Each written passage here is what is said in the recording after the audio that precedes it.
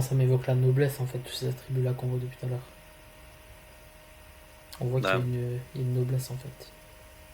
La noblesse, en fait, elle englobe tous ces attributs-là qu'on vient de voir depuis tout à l'heure.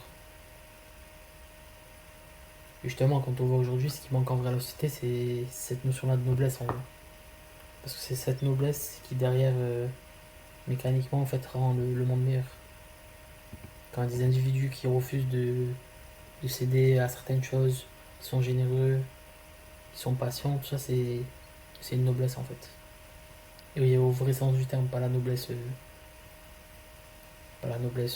qu'on pourrait dire pour les seigneurs, les comtes, les vicomtes, les je sais pas quoi. Là, c'est la vraie noblesse, quoi.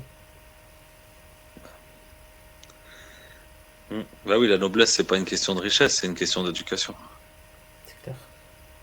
C'est juste qu'on a voulu faire croire qu'être un noble, c'était l'argent. Donc c'est ce qui s'est passé à partir du XVIe siècle en France et tout en Europe. Mais en vrai, la noblesse, c'était l'éducation. C'est clair. Mais après, justement, tu vois, Matt, ces valeurs-là, elles sont ancrées quand même dans la noblesse. Si je prends l'exemple de la noblesse française, tu vois, de base, elles étaient quand même ancrées, tu vois. Mais après, c'est sûr que tu contrôles pas ta descendance, tu vois. Ouais, bien Tu te sûr. fais anoblir. En fait, les gens qui se faisaient anoblir à l'époque, c'est parce qu'ils avaient certaines qualités, comme on voit depuis tout à l'heure, là.